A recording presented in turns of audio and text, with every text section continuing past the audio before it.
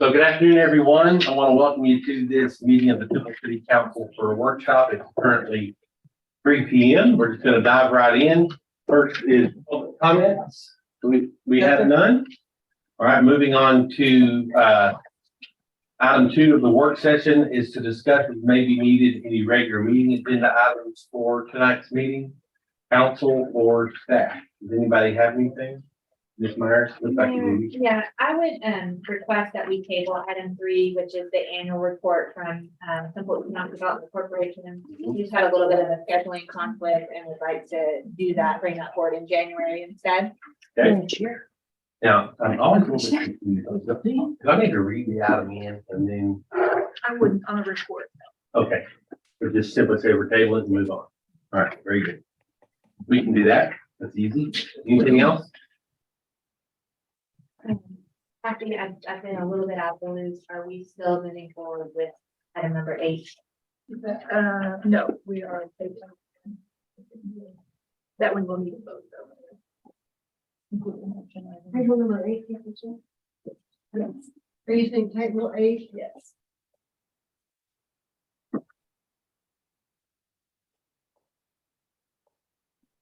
Read it in, vote on it. What else? All right, very good. Moving on to item 2 is to receive a presentation to discuss the heritage marker designation, the local historic landmark designation, and the new marker designs for each designation. Ms. Atkins, Thank you, I Mayor. haven't seen you in a while. Yes, hello, in person, live and in person. Does your presentation cover both items? Yes. Read in item number 3. Oh, no. Oh, yes, I'm sorry. It does. The Bird Creek, yes. So, Okay. thank you. All right, and then also item 3 reads to receive a presentation and to discuss the proposed relocation of the Bird Creek Indian Battle 1936 Centennial Texas Historical Marker. Thank you. Not as much as a zoning case, but getting there. Thank you guys No for conflict. Yeah. Thank you guys for having me today. Hopefully I included enough information in the packet, which I hope you all had an opportunity to review. I wish I would have realized that we didn't have access to the digital files while in here, or I would have brought you a print.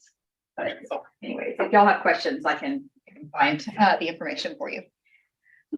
So wanted to talk about our heritage marker and local historic landmark. These are both items that are outlined in the Historic Preservation Board's work plan. Is to look into revamping our current marker program that we have on the books. I believe it was established in 2008, and we have over 50 of those markers sprinkled around town.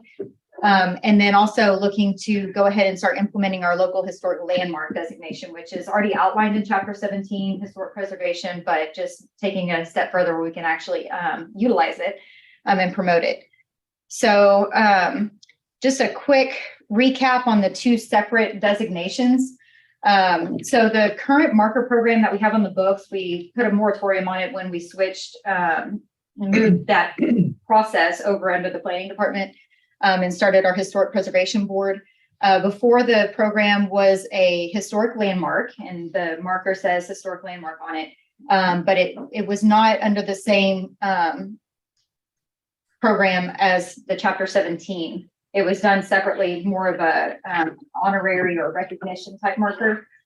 So it didn't have the Chapter 17 overlay, historic preservation overlay applicable to the properties that were designated with this marker. So we wanted to make sure that we delineate the 2 designations, make it where it's very clear the one that is a heritage marker, more of a non-regulatory recognition of our culture and heritage. Keep that one separate from one that's very distinct as a local historic landmark designation, which is through Chapter 17, which does apply the same as if it was in a historic district. It would apply to that specific property. So moving forward, we're looking to do the heritage marker designation, which is our previous historic landmark program, which is non-regulatory. It's voluntary only. We wouldn't, pursue properties for this designation unless, directed by the board or council. But this would be where citizens or property owners could come in and say, hey, I've got this really old house that I think needs to be recognized for its historic significance. And we could work with them to decide which marker would be appropriate, but they are always welcome to apply for this one, which has, no review power really. And it also doesn't have any protections. So again, it's recognition only. And it's very limited review. So the only review would be the application itself to make sure that the information is accurate and we have the history right, because we do want to take that further and, start mapping these out on our maps so citizens can know, a little bit more about the history around town. Our second program would be our local historic landmark designation. That is the regulatory designation that is already existing in Chapter 17. So this could be voluntary and city initiated, just like we did the African American Churches Historic District. The city could also find some either city property that we want to designate and apply protections to, or a property that's just found to have significance to the community.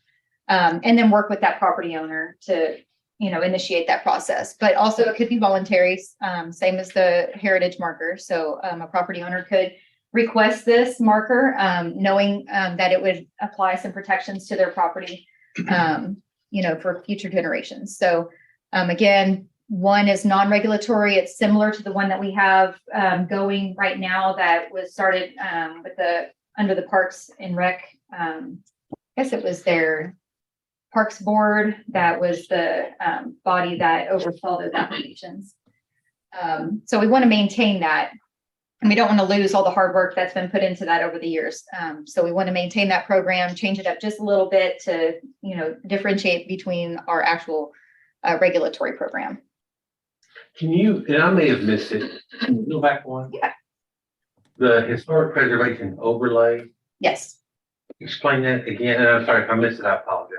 No, it's perfectly fine. So this is the non-regulatory means that it doesn't have the historic preservation overlay. The regulatory would, which is Chapter 17, and that is the same overlay we see in our North Central Temple Historic District Right. and now our African American Churches Historic District. So it's the same process of review if there's renovations or additions or anything. It's I think of still. an overlay as an overlay of an area, Mhm. but that's not what you're saying. It's an overlay basically of the historic preservation regulatory rules.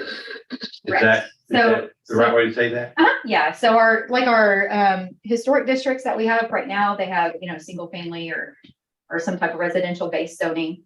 And then they'll have a historic preservation overlay. Okay, So it's a zoning layer. okay, And so this would just be site specific zoning layer. So if it's a, Usually a geographic boundary, Mhm. so you think of the overlay for the historic district or the African American district. Mhm. Or even for I-35, it's Right. usually, it's Yeah. usually a geographic district. But it can also be applied to a specific property. If you think back to when we were designating the African American church district, we talked a little bit about that property.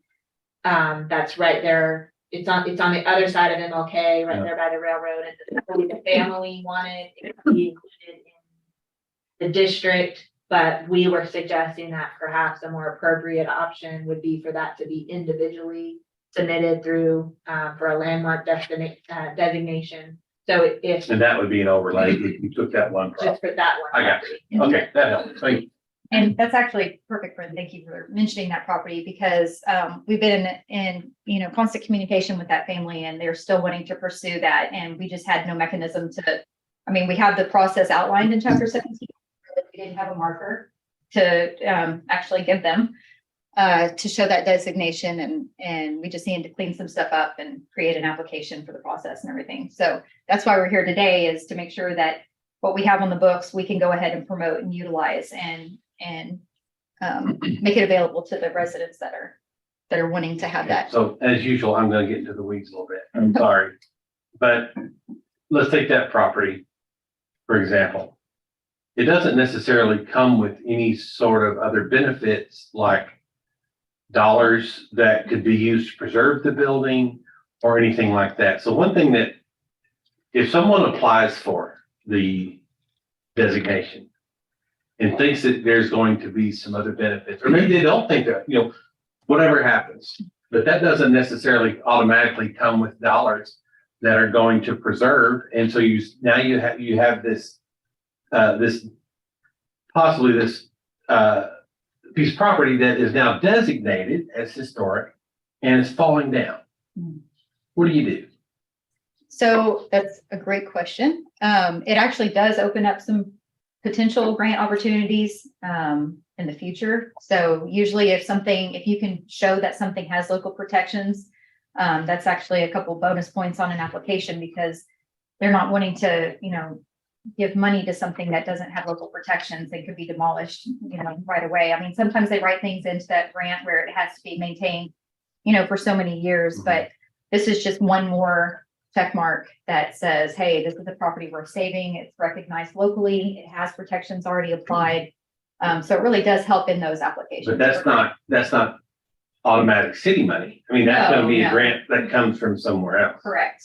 Yeah, we currently don't have any programs like that in place, but also on the historic preservation board work plan. So hoping to bring some ideas to you guys eventually on that. Okay. Thank you. Any other questions before we jump in? All right, so the recommendations for the current program that we have, that's really the recognition program that was started under the Parks Department, just a name change. So making it the heritage marker. So it's very clear that it's more of a heritage and not a landmark designation. Changing up the design of the marker just slightly. We want to make sure that it doesn't make the ones that are already out there and very visible to the public. I actually see we have a funeral home that uses it in their advertising, that they're a local landmark. We want to make sure that the design is similar visually, but that we are making that transition. And then making sure that we have a revised application for that program. And that was in the packet. So this is showing you guys the existing marker on top. That's the ones that you might see around town. And then our proposed marker on the bottom, basically all we wanted to do was change the text to say heritage marker. So again, visually it stays the same. So as we continue this recognition program, it doesn't make the existing marker obsolete, but it also makes that transition. And then we can talk to the ones that are already out there and see about transitioning those at, some point, but it doesn't make it, blatantly obvious that we've made that change. So then the local historic landmark, that's the one that again is regulatory that would apply the Chapter 17 historic preservation zoning overlay to that property.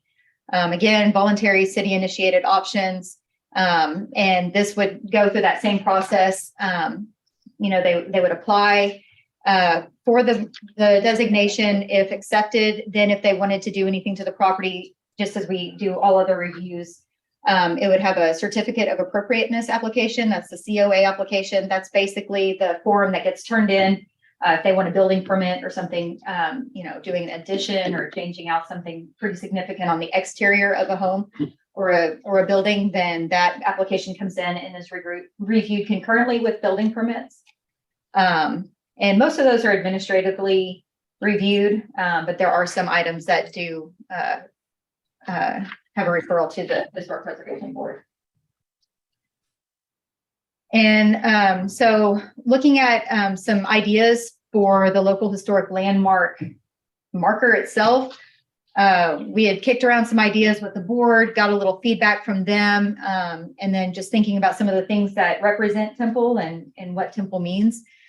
So we have both rail lines that come and meet here at the crossroads in in Temple, and we have the MKT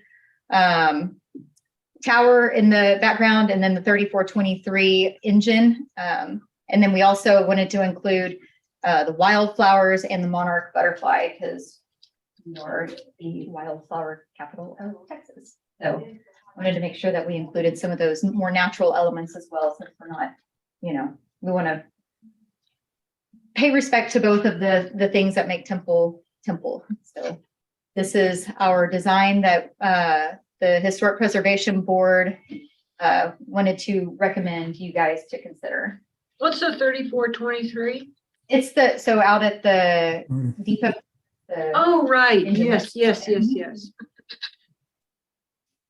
Oh, I like it. So I Nice. would like to give a big kudos to Heather Bates and her team. Because I sent them this really terrible looking mock-up of me, cutting and pasting. It looked almost like a ransom letter or something. So I sent that over to them and they made this. And so it was great. I was very glad that I did not have to bring that, to present to you guys. So kudos to those guys. So basically, what's on the regular agenda for today for consideration is the application process, which that's basically a very boring, dry form that is just there. So we have all the relevant information for consideration on these designations, one for each of the designation programs, and then also the design on the markers. So that would be recommending changing the one that says landmark to heritage marker. And then the second marker design, or if you had any feedback, we could always, take that as well. This is currently the Historic Preservation Board's recommendation. I'd be happy to answer any questions. I think it's wonderful. I'm the liaison for this committee and Kelly's just done an amazing job and everyone is really excited about it. They're excited about, sending it forward to us and they put so much thought and effort into it, and this does not look like your sketch at all. You described it to me. See what Heather can do, right? Yeah, it was pretty, I almost slid it in here just for a chuckle, but we can just imagine and chuckle. Okay. And I like the way you pretty much seamlessly changed from the landmark to the historical markers, heritage markers. Yeah. I think that's going to help those folks that already have one not feel like they're being Right. forgotten. And we have the whole list, we have them and we do have that also on our plan to reach out to them to see if they'd be interested in doing a local landmark designation. If the property qualifies, which if they have that, they should qualify. Or if they just like to, remain a heritage marker, and we'll work with them to get that swapped out eventually. How many of them do you have out? Do you know? We have just over 50 of them. What would it Around. cost to change all 50 of them? I was hoping to have that information before today, but the Foundry is extremely backed up. The one that we've utilized before, they were about, I believe, $56 before, but It would seem to me that for 50 or 60 of them to have continuity across the city, we should just change them out. right. And that was the thing. We didn't have it as a budget item right now, so we wanted to make sure that we could buy ourselves some time and make sure that it was a smooth transition and not something that was just kind of a slap in the face, like, hey, you had this marker and now we're changing it. We don't want to do that. So the other ones were about this big. They're 6 by 9. How large is this one? We put in for quotes for 10 inches in diameter. Well, this board is very active. They're very excited. And I mean, Kelly has given them a lot of information and they just seem to devour it. They're enjoying their time, I think, working with the committee. So thank you for what you do, because it's your excitement that keeps them going. Appreciate So I that. appreciate you. I think it looks great. I do too. Really nice. I got a phone call about 3 hours before we got the agenda, asking with an idea about historic landmarks and we need to do something. And I thought, okay, I'll pass that on. 3 hours later, I had the agenda, just totally ironic, but the gentleman wants to have this done for the Sears houses around the Santa Fe. They're from the 20s and 30s and it sounded like a really good idea. So I'm putting him in touch with Kelly. And she'll put him in touch with you all, I guess, one way or the other.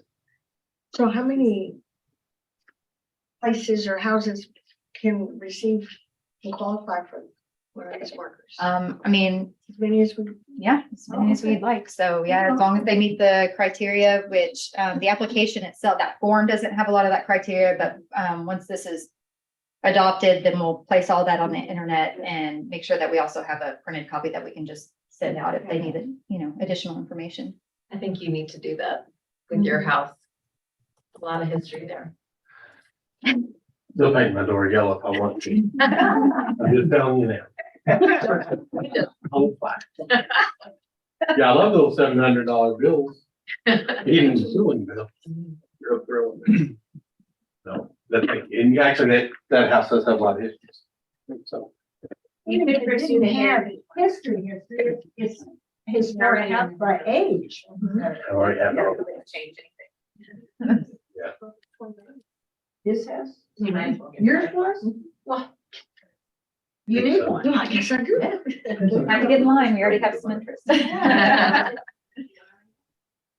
think we'll find, if we're doing the neighborhood revitalization, a lot of the older neighborhoods. Get what you get.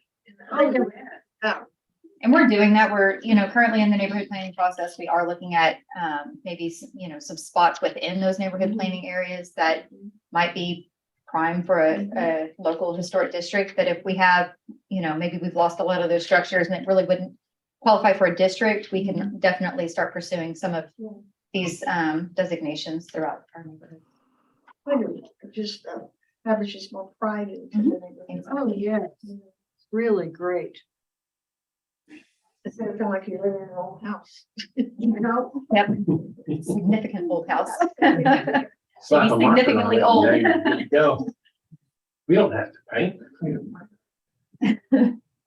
Sometimes it's the paint that's holding it together. Yeah. So, I had one of those houses. A few cards like that. All right, council, anything else? Staff, y'all want to add anything? I know that everyone's worked hard on this. Everybody good? They're good. All right, thank you, Kelly. Thank you for all your hard work on this. He has a second topic on the Bird Creek. Bruce is Oh, very that's right, excited that's right. about I'm this. sorry. Yes. Something that's been on the That was agenda, item 3 that I. chewing on you for a while, so. Today's a twofer. Yeah. Okay, so the Bird Creek Battle Marker relocation. So again, I tried to cram a bunch of random reading, bedtime reading stories into your packet on this one because there's just a lot of information. It's actually really interesting. And I didn't want us to have to spend too much time on the history part of it, more so what the request is today. But this is a 1936 centennial marker from the state of Texas. And really, they've passed these down under the purview of our county historical commissions. So they're the ones kind of leading the conversation on this. And then we, as the city that it's located in, are, with our interests, also want to be good partners and stewards of this really significant marker. So this commemorates the battle that took place on May 26, 1839, and commemorates the 5 Rangers that were lost in that skirmish. It was, a little over 30 Rangers against reportedly over 200 to nearly 250 Indians from various tribes. So there's this marker right now is looking pretty sad. Where is it? Wow. Exactly. So it's right here. Oh, that. Yeah. Oh, sorry. So this is Nugent. Yes. And this is heading west. So it's on the north side of the road. It's not even in, I don't know what it's in. It's in like this little forgotten piece of land. So it's between a couple residences and, there's a bunch of utilities there. It's overgrown. There's drainage. There's no sidewalk access to get over to the marker. It's just a pretty terrible location. So I had heard from a gentleman asking about if there were any plans to do anything with this marker about the same time that another citizen had reached out to the Bell County Historical Commission asking them similar questions. And so we started some conversations and then turned to the adjacent property owner, which is WBW Developers, and they have this whole tract basically to the west of the current location. It's the Willow Glen subdivision. So it's infrastructure is all in place. They're currently pulling permits for single family residences. But this whole tract along here, mostly in a floodplain, so they're not developing back in here. But there is a significant area that's outside of the floodplain that's still going to be HOA maintained. So between the county and the developer and the city, we were trying to partner together to petition to the state to move this marker to a safe, accessible location. And then not only just do that, but later on start adding some other amenities, sidewalks, benches, some additional interpretive signage along the path. And we'd also like to fill out some applications, which the county is currently working on this, and they're in coordination with Texas Rangers Museum and tribal representatives, trying to get the story of both sides. So not only do we want to move the marker and make sure that we maintain that and keep that for another, hopefully, 100 years or more, we want to add to it and tell both sides of the story. So, but for today's request to you guys is basically we're wanting to enter into an agreement with both the developer and the county. And our portion of that agreement would really be taking on responsibility of physically moving the marker. So others would build the base and do site prep for it. And then I've been in contact with our Parks Department, and they say they have the capacity between their staff and some equipment that we have within the city to make sure that they could move the marker from one location to the other. Similar to some of the work that's been done along Friars Creek with some of the donated artwork along there. So just real quick, this is the stuff that we're probably more used to seeing. But this is just a rough sketch, and we've made a few revisions to this just in meeting on site and looking at the built out conditions. So the developers actually come in, the amenities that they're adding in response to the anticipated move of this marker is adding, some site work up here close to Tract B, and that's where we would like to stage the Native American storytelling. And then they're installing sidewalks all along this side, and then switching over here, there's some mailboxes right in this area, and there's a lot of drainage and utilities down on this corner. So doing a mid-block swap over here, and then having the sidewalk come down through this 50-foot drainage way. So this actually has an inlet here, so it'll be dry most of the time, but it will take spillover in a 100-year flood. So continuing the sidewalk down here, and then also continuing the sidewalk over to the newly installed sidewalks along Nugent. This path going off here, there's a bunch of really large trees that I think we've identified might have been some of the trees that were mentioned in some historical accounts of the battle. So we're really hoping to be able to tie that into the story as well. So we're thinking of a decomposed granite or some other type of, we're feasible, obviously, if there's some drainage that we need to, consider, then we'll put in some concrete pads, but basically getting over to a bench, just another area for the residents to enjoy. And then the developer is also committed to coming in and putting a cement, a block in, words are hard today, y'all. I'm on like 2 hours of sleep. Like a stone masonry fence. That's the word I'm looking for, masonry fence. All along this to help protect the privacy of their homeowners, but also even more of a park-like setting for the new amenities. Like the fence Mhm. material, Mhm. not wooden fence, right? Actually, it's a masonry fence. Oh, Yeah, so it's sure. a pretty solid fence. Beautiful. Good. Good ideas. Well, I'm totally confused by looking at this. Where is it on the map right now? It is right here in this little triangle. Okay, I'm not confused. Yeah, Okay. so this is Nugent, and Right. this tiny little no man's land right there Okay. that you can see, it's not platted, it's just actually no man's land. So we'd move the marker from there over onto this tract. Very good.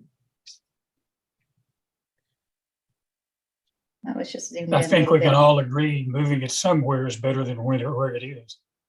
Right. I really like the idea of a mini park, if you will. Mhm. Really, very, very nice. It's a really neat area too. I walked it a few times, and it gets better every time I go over there. So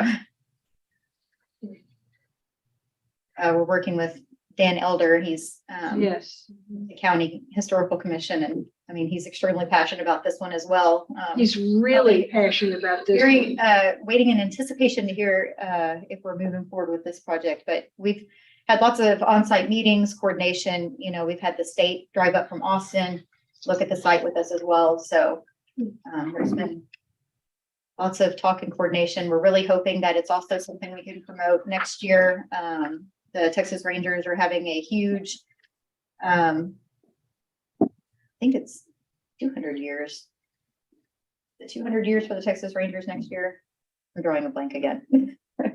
Aaron's like, oh. Say it with confidence. Yeah, 200 years at least. But anyways, we're hoping to tie into that and see if we can draw some attention to the fact that we have something pretty significant that happens in Temple with the Texas Rangers. I wish that Ray Virginia Allen was still alive. This is a particular thing she was really interested in. And Ray Allen School is named for her, for her and her family. She would be really happy.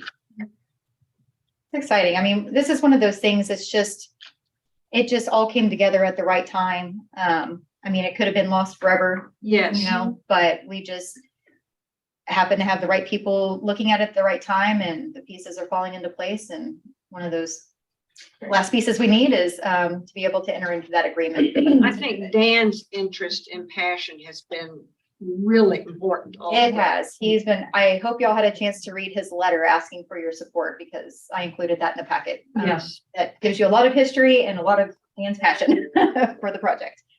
He said, I can pair. This- And this same approach, are there other historical markers that have gotten into disrepair or locations are not really correct anymore? Is this a pattern that we can use to review those too? It is. We could definitely utilize the Texas Historical Commission has an online atlas, basically maps out all of their state issued markers. And so that is actually something else that's on our work plan, to go through and make sure that all the markers are accounted for and represented well within our city. Very good. Or, the state. So, Next year is 200. thank you. Very confident now, yes, 200 years. Somebody's 23, you're